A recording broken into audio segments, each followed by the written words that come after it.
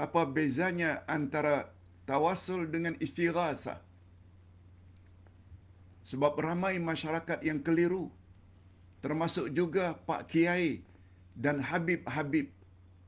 Mohon pencerahan Pak Uday. Hadirin dan hadirat, ada perbezaan antara tawasul dengan istighasah. Tawasul maknanya kita mendekatkan diri kepada Allah agar doa kita, permintaan kita cepat dikabulkan.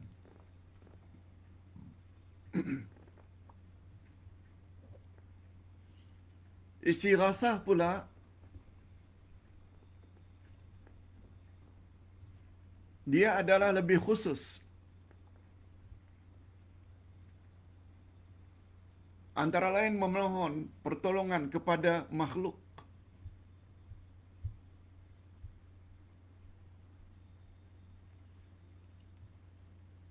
Istighasah adalah di antara bahagian dari tawasul. Dengan kata lain, tawasul lebih umum.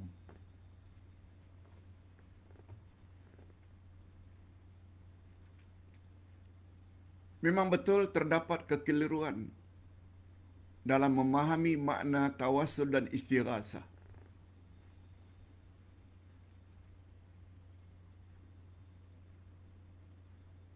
Ustaz jelaskan dulu. Tawasul ada yang boleh dan ada yang dilarang. Yang dibolehkan namanya tawasul masyru', tawasul yang disyariatkan. Ada satu lagi tawasul mamnu', tawasul yang dilarang. Dan karena ini dalam bab akidah, yang ada dalilnya 3 saja. Pertama, tawasul mendekatkan diri kepada Allah melalui nama-nama Allah, Al-Asma'ul Husna. Sebelum berdoa kita panggil Allah, Ya Rahman, Ya Rahim, Ya Aziz, Ya Jabbar. Sebagaimana dalam surat Al-Fatihah, permohonan kita pada ihdinas siratal mustaqim. Tapi sebelum itu 7 nama Allah kita dah sebut. Alhamd, Rabb, Allah, Ar-Rahman, Ar-Rahim, Malik, baru ihdinas siratal mustaqim. Itu namanya tawasul dengan nama-nama Allah. Yang kedua, tawasul dengan amal saleh. Sebagaimana jawaban Ustaz semalam. Anak sedang peperiksaan, lalu mak bapak pula berpuasa sunat. Sebagai tawasul agar doanya, Ya Allah, dengan berkat puasa saya pada hari ini,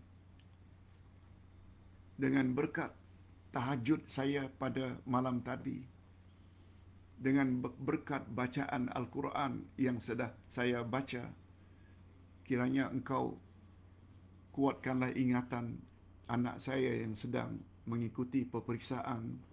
Berilah dia ingatan yang kuat, kemampuan menjawab semua soalan dengan benar agar mendapat keputusan yang cemerlang. Itu namanya tawasul dengan amal saleh yang kita lakukan sendiri. Perkara ini boleh kita baca di dalam buku yang Ustaz tulis, Akidah Ahlussunnah wal Jamaah jilid 2, bab tawasul. Nah, yang ketiga, tawasul yang dibolehkan, yaitu memohon doa kepada orang yang masih hidup. Seperti yang Ustaz buat contoh semalam. Pak Ustaz, saya akan pergi umrah 3 hari lagi sama keluarga. Tolong Pak Ustaz doakan. Mudah-mudahan pemergian kami, haluan pergi dan balik dalam keadaan selamat dan mendapat umrah yang makbul. Boleh. Itu namanya tawasul. Istighasah pula minta pertolongan kepada manusia. Dia juga bahagian daripada tawasul. Hanya saja, kita kena ingat, ciri-ciri ibadat dalam Islam hendaklah directly kepada Allah.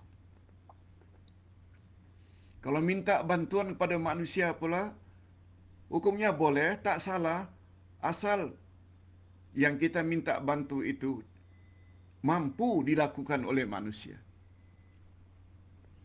Kalau kita umpamanya beli almari, katil, atau sesuatu yang berat, peti ais, hanya diantar di depan rumah, lalu kita minta tolong tetangga, tolong boleh angkat sama-sama ke dalam rumah saya.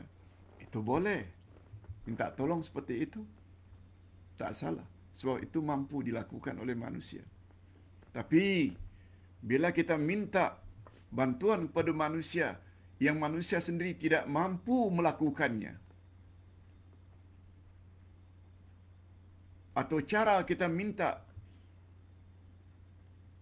kepada seseorang yang orang itu tidak mampu, itu adalah syirik hukumnya. Boleh membawa kepada syirik. Hadirin dan hadirat rahimakumullah.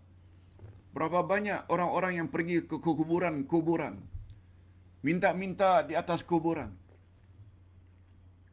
Mentang-mentang orang itu dikatakan sebagai wali Allah. Pergi ramai-ramai rombongan ke Pulau Jawa, pergi ke kuburan Wali Songo, Wali Sembilan. Lalu mendakwa, kononnya doa di atas kuburan wali itu adalah lebih mustajab. Tak boleh. Sebab yang boleh kita minta pertolongan manusia, syaratnya manusia itu masih hidup. Masih hidup. Sebagaimana minta tolong doa seseorang ustaz supaya sembuh dari penyakitnya. Boleh. Yang penting orang tersebut masih hidup. Nabi Muhammad sallallahu alaihi wasallam pun pernah minta tolong kepada Umar ibn al-Khattab agar didoakan. Walaupun kedudukan Umar itu jauh di bawah Rasulullah sallallahu alaihi wasallam, yaitu dalam riwayat